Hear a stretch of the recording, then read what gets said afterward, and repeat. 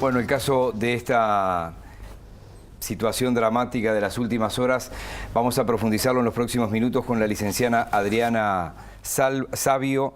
Ella es directora del Instituto de Criminología y Psicología Forense del Uruguay. Me voy a detener un segundo más en un extenso perfil. Es especialista en maltrato y abuso sexual infantil. Adriana, un gusto compartir estos minutos contigo. Muchas gracias por invitarme. A veces sería más bueno compartir unos minutos contigo didácticamente. Exacto, por otras causas. Que cuando pasan estas cuestiones.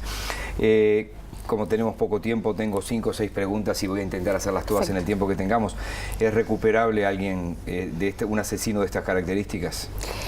El perfil de estas estructuras tiene un basamento muy refractario en sí mismo, ¿no? O sea, si uno los quiere tratar terapéuticamente, tiene complicaciones porque son muy de devolver, diríamos, lo que uno expone de alguna forma, ¿no? Esto a nivel más clínico. En realidad, cuando hablamos de rehabilitación, lo que siempre se está manejando y que de hecho ya se ha trabajado en otras partes de Latinoamérica y del mundo, es un seguimiento para que tengan una especie de rehabilitación frente al contacto con lo social.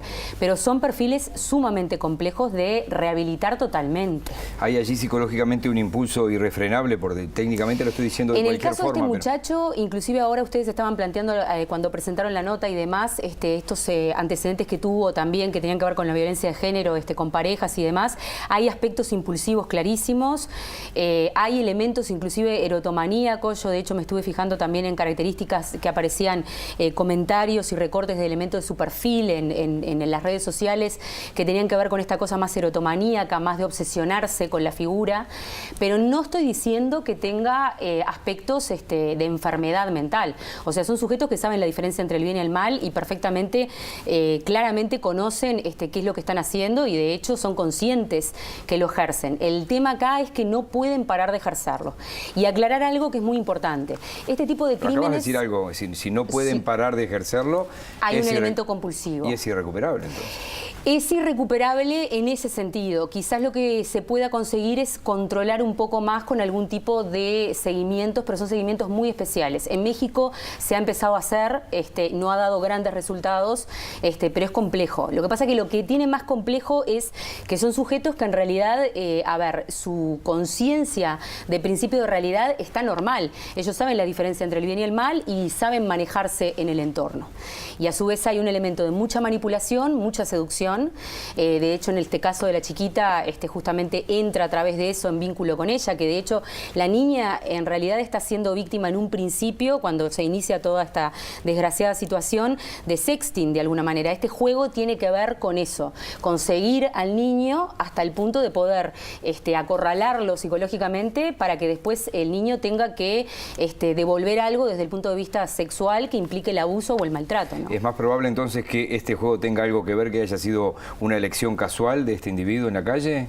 Elecciones casuales no hay. En este tipo de estructuras, yo personalmente no creo que las haya, y científicamente está comprobado que no. Son personas muy calculadoras dentro de su funcionamiento. En el 2008 creo que fue el actual senador Lacalle Pou planteó lo del registro de violadores o registro de abusadores. ¿Cuál es tu opinión al respecto? De hecho, yo actualmente estoy tratando de impulsar nuevamente, una posibilidad de poder reabrir esta forma de juntar firmas o lo que haya que hacer necesariamente para generar un registro único de agresores sexuales. Lo que pasa es que hay que trabajar muchísimo en interdisciplina y hay que dar también muchos elementos a todo lo que son las fuerzas públicas para poder ver cómo presentamos, inclusive jurídicamente. Seguro, porque ¿quién lo manejaría además? ¿Quién lo manejaría? ¿Cómo sería el acceso a la información? ¿Cómo estamos socialmente? Que esto se llama criminología de prevención. Nosotros cómo estamos socialmente para poder manejar un tipo de información de estas características. Los registros de agresores sexuales nacen a través de una ley de 1994 por un hecho concreto en Norteamérica. Después se empezó a aplicar en otros países donde la policía tuvo obligación de dar información acerca de agresores y violadores y se ponían una determinada cantidad de limitaciones a estos sujetos que habían tenido este tipo de antecedentes. El tema es que si socialmente, cómo nosotros podemos adaptar, diríamos, el registro a cómo somos nosotros socialmente y culturalmente también, ¿no? Para que sea efectivo y para que nos proteja. Lo que siempre marco, esto tiene que ver con un aspecto que hace a la cuestión de la población civil. O sea, ¿qué quiere decir esto? Somos nosotros como población que desde el punto de vista victimológico, porque todos somos potenciales víctimas, tenemos que tratar de unirnos y ver cómo podemos trabajar en esto y ayudar a fuerzas como es la fuerza policial y la fuerza judicial para poder cooperar para evitar estos desenlaces terribles que en realidad al día de hoy a nosotros nos están golpeando lamentablemente. Yo hablaba anteayer con colegas míos latinoamericanos del ámbito forense y realmente nosotros estamos teniendo cifras de casi infanticidios en nuestro país. Lamentablemente estos temas se politizan, ¿no? Pero vos que seguís de cerca Totalmente. el tema, es probable que esto pase en diversos regímenes, en diversas cuestiones políticas, en un país como Estados Unidos, en un país como este. Tú hablabas de México.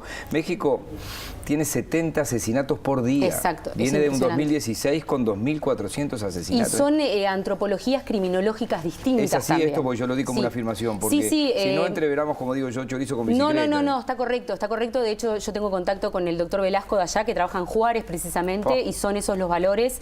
Y hay todo un tema muy fuerte, inclusive, bueno, ellos, diríamos, la figura de feminicidio es los que ya instalan esto justamente por su situación cultural frente a este tipo de crímenes de estas características. Nosotros tenemos que ver cómo instalar este tipo de funcionamiento que sea propicio para nuestra cultura, para nuestra forma y nuestro modus vivendi y criminológico también. 3 preguntas finales. Las ¿Esto que puede tú ser quieras. una persona totalmente afable para el barrio, para los vecinos? Sí. ¿Logran ese engaño? En realidad es una manipulación.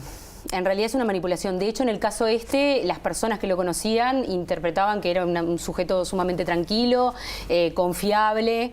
De hecho, es justamente una máscara. Hay una característica específica que se llama, en psicopatología clínica se trabaja específicamente con trastorno de personalidad, que se llama aloplastía, que en realidad tiene que ver con esto. Son sujetos que tienen la capacidad de adaptarse, o mejor dicho, sobreadaptarse para su beneficio a la situación que les toque y caer en gracia en la mayor cantidad de personas posibles. Imagínense cómo impacta esto frente a una población infantil, en realidad. Justamente cuando yo muchas veces hago hincapié en la necesidad, primero, de la educación psicosexual apropiada desde la infancia, que no implica tergiversar la mente del niño, todo lo contrario, darle herramientas para que el niño muchas veces interprete que no porque son mensajes que vienen del mundo adulto necesariamente le vaya a hacer un bien al niño.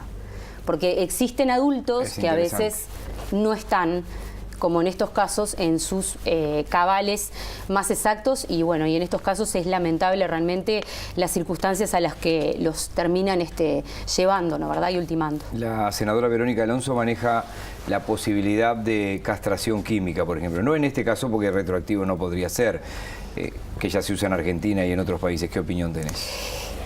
A ver, ahora pienso hoy es colega, pero fue docente mío hace muchos años, el doctor Zaffaroni, que es criminólogo y trabaja en estos temas. El tema de la rigidez de las penas es también muy delicado. O sea, yo entiendo, y de hecho a nosotros nos pasa, lo que pasa que también lo trabajamos más desde la parte profesional y científica, la impotencia, la impunidad, el malestar, porque de hecho el malestar, la crisis que vive la sociedad cada vez que suceden este tipo de situaciones, y ni que hablar los familiares, que es terrible. Pero el rigidizar las leyes puede generar otro tipo de complicaciones a nivel judicial que traigan consecuencias más negativas a veces a nivel social. Habría que tratar de buscar un punto medio. De la misma manera que lo que tiene que ver con la parte de la ideologización, diríamos, de este tipo de situaciones. En realidad lo que es ideal, que de hecho yo es una de las ideas que voy proponiendo, es poder armar, diríamos, como una cámara específica que trate este tipo de casos a nivel parlamentario y jurídico. 30 segundos nos quedan. Que permanezca impávido como permaneció ayer en la instancia judicial. Es esperable y de hecho confirma el perfil que tiene, que es un trastorno de personalidad, o sea, una psicopatía muy comprometida, con elementos altísimos de antisocialidad, que habla de una falta de empatía, que habla de una falta de poderse poner en el lugar del otro, que de hecho aparece mucho en los perfiles de violadores, esto de tomar a la víctima como un objeto y no como un ser humano que sufre. y no como un otro, de alguna forma, ¿no verdad? Y es esperable que haya tenido ese manejo. Lo que sucede es que con un registro, si podemos tenerlo el día de mañana, en el proceso que lleve, nosotros vamos a evitar, vamos a cortar plazos. Personas que hayan tenido este tipo de antecedentes no van a poder tener posibilidades de tener acceso a medios donde tengan contacto con niños u otro tipo de elementos, y vamos a tener otras herramientas desde lo civil para poder ejercer nuestra prevención y cubrirnos, de hecho, como conjunto humano, porque eso es lo que somos. Adriana, muchísimas gracias. No, gracias a ustedes por la invitación.